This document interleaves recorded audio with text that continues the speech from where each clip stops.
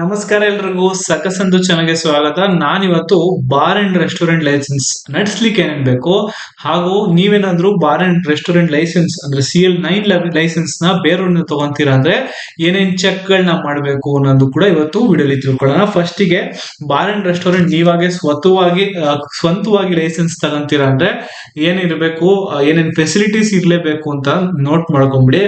ಒಂದು bar counter ಇರ್ಲೇಬೇಕು. 8 ಜನ ಕೂರೋ ಸೀಟಿಂಗ್ ಕೆಪಾಸಿಟಿ ಇರೋ 100 ಸ್ಕ್ವೇರ್ ಫೀಟ್ ಅಷ್ಟು ಜಾಗ ಇರಬೇಕು ಬರೀ ಕೂರ್ಲಿಕ್ಕೆ. ಒಂದು ಟೇಬಲ್ ಇಂದ ಇನ್ನೊಂದು ಟೇಬಲ್ಗೆ ಅಂದ್ರೆ ಒಂದ್ ಪಕ್ಕ ಇರೋಂಗಿಲ್ಲ, ತುಂಬಾ ಹತ್ರ 4 ಅಡಿ ಎಷ್ಟಾದ್ರೂ ಡಿಸ್ಟೆನ್ಸ್ ಇರಬೇಕು. ಡೈನಿಂಗ್ ಏರಿಯಾಗೆ ಮಿನಿಮಮ್ 400 ಸ್ಕ್ವೇರ್ ಫೀಟ್ ಅಷ್ಟು ಜಾಗ ಇರಬೇಕು. ಡೈನಿಂಗ್ ಏರಿಯಾ ಅಂದ್ರೆ ರೆಸ್ಟೋರೆಂಟ್ ನಡೆಸಲಿಕ್ಕೆ. ಎಕ್ಸಾಸ್ಟ್ ಮತ್ತೆ ವೆಂಟಿಲೇಷನ್ ಇರೋ ಕಿಚನ್ ಇರಬೇಕು. ಲೇಡೀಸ್ ಗಳಿಗೆ ಮತ್ತೆ ಜೆಂಟ್ಸ್ ಗೆ ಸಪರೇಟ್ ವಾಶ್ರೂಮ್ ಇರಬೇಕು. ಒಂದು ಸ್ಟಾಕ್ ರೂಮ್ ಇರಬೇಕು, ಎಲ್ಲ ನಿಮ್ಗೆ ಏನೇನ್ ಡ್ರಿಂಕ್ಸ್ ಬರ್ತಲ್ಲ ಅದನ್ನೆಲ್ಲ ಇಡಲು. ಹಾಗೂ ಫೈರ್ ಸೇಫ್ಟಿಗೆ ಕೂಡ ಎಕ್ವಿಪ್ಮೆಂಟ್ ಗಳು ಬರುತ್ತಲ್ಲ ಅದನ್ನೆಲ್ಲ ಕೂಡ, ಫೈರ್ ಎಕ್ಸ್ಟಿಂಗ್ವಿಷರ್ ಇರ್ಬೋದು, ಮತ್ತೊಂದು ಅದರೆಲ್ಲ ಎಕ್ವಿಪ್ಮೆಂಟ್ ಗಳನ್ನ ನೀವು ಇಟ್ಕೋಬೇಕು. ಹಾಗೂ ಎಮರ್ಜೆನ್ಸಿ ಎಕ್ಸಿಟ್ ಕೂಡ ಲೇಬಲ್ ಮಾಡಿರ್ಬೇಕು. ಹಾಗೂ ಎಮರ್ಜೆನ್ಸಿ ಎಕ್ಸಿಟ್ ಕೂಡ ಜಾಗ ಬಿಟ್ಟಿರ್ಬೇಕು.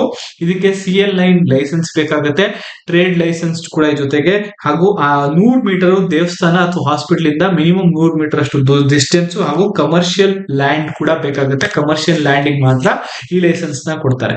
ಅದೇ ರೀತಿ ನೀವೇನಾದ್ರೂ CL9 ಲೈಸೆನ್ಸ್ ಅಥವಾ ಬಾರ್ ಅಂಡ್ ರೆಸ್ಟೋರೆಂಟ್ ಲೈಸೆನ್ಸ್ ನ ಬೇರೆಯವರಿಂದ ಪಡಿತಾ ಇದೀರಾ ಅಂದ್ರೆ ಎಷ್ಟೋ ಜನ ಏನ್ ಮಾಡ್ತಾರೆ, ಈ ಲೈಸೆನ್ಸ್ ಗಳನ್ನ ಬೇರೆಯವ್ರಿಗೆ ರೆಂಟ್ ಅಥವಾ ಲೀಸ್ ಪರ್ಪಸ್ಗೆ ಕೊಡೋದು ನೀವು ತುಂಬಾ ಕಡೆ ಕೇಳಿರ್ತೀರಾ.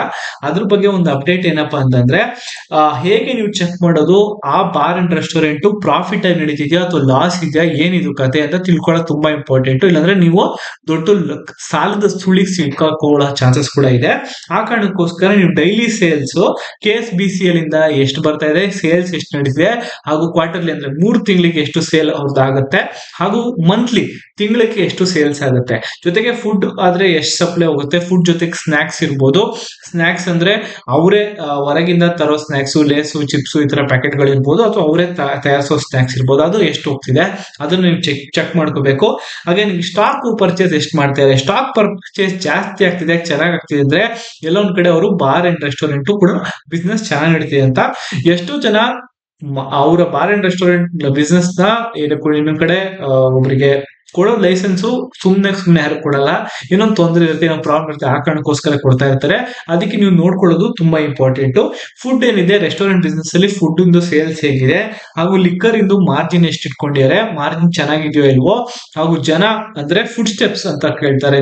ಬಿಸ್ನೆಸ್ ಅಲ್ಲಿ ಫುಡ್ ಸ್ಟೆಪ್ಸ್ ತುಂಬಾ ಇಂಪಾರ್ಟೆಂಟ್. ಫುಡ್ ಸ್ಟೆಪ್ಸ್ ಅಂತ ಕೂಡ ಕರೀತಾರೆ. ಜನ ಎಷ್ಟು ಜನ ಹೋಗ್ತಿದ್ದಾರೆ ಅಂದ್ರೆ ಪೀಕ್ ಅವರ್ಸ್, ಅಂದ್ರೆ ನಿಮ್ಗೆ ಗೊತ್ತಿರೋಗೆ 9 ರಿಂದ 11 ಗಂಟೆ ಬೆಳಿಗ್ಗೆನೂ ಪೀಕ್ ಅವರ್ ಆಗುತ್ತೆ. ಆಮೇಲೆ ಸಂಜೆ 5 ಗಂಟೆ 6 ಗಂಟೆ ಮೇಲೆ ಕೂಡ ಪೀಕ್ ಅವರ್ ಶುರು ಆಗುತ್ತೆ. ರಾತ್ರಿ 10 11 ಗಂಟೆ 12 ಗಂಟೆವರೆಗೂ ಕೂಡ ನಡೆಸ್ತಾರೆ.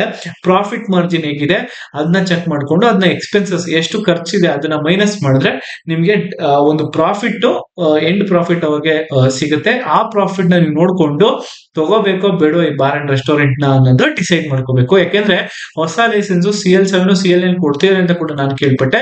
ಆದ್ರೆ ಅಷ್ಟು ಈಸಿ ಅಲ್ಲ ಹೊಸ ಲೈಸೆನ್ಸ್ ಗಳನ್ನ ಪಡೆಯೋದು. ಕಡೆ ರೆಂಟ್ ಅಥವಾ ಲೀಸಿಗೆ ಪಡೆಯೋದು ಕೂಡ ಜನ ಸಾಮಾನ್ಯವಾಗಿ ಪಡಿತಾ ಇದ್ದಾರೆ. ಇದ್ರ ಬಗ್ಗೆ ಹೆಚ್ಚಿನ ಮಾಹಿತಿ ನೀವು ಕೂಡ ತಿಳ್ಕೊಂಡು ಕೈ ಹಾಕಿ. ಯಾಕೆಂದ್ರೆ ಲೀಗಲ್ ಒಪಿನಿಯನ್ ಕೂಡ ತಿಳ್ಕೊಳ್ಳಿ, ಏನಿದೆ ಏನ್ ಕತೆ ಇದೆಲ್ಲ ಅಲೋಡ್ ಇದೆಯಲ್ಲ ಅಂತ ಕೂಡ ಚೆಕ್ ಮಾಡಿ ಮುಂದುವರಿರಿ ಅಂತ ಹೇಳ್ತಾ, ಇದೇ ರೀತಿ ಸಗಸಂತು ಚಾನಲ್ಗೆ ಸಬ್ಸ್ಕ್ರೈಬ್ ಮಾಡ್ಕೊಳ್ಳಿ. ಆಗ್ಲೇ ನಾನು ಹಲವಾರು ವಿಡಿಯೋಗಳು ಕೂಡ ಇದ್ರ ಬಗ್ಗೆ ಹಾಕಿದ್ದೀನಿ, ಅದ್ರ ಕೂಡ ಒಂದ್ಸಲ ಚೆಕ್ ಮಾಡೋಣ ಮರಿಬೇಡಿ ಸ್ನೇಹಿತರೆ.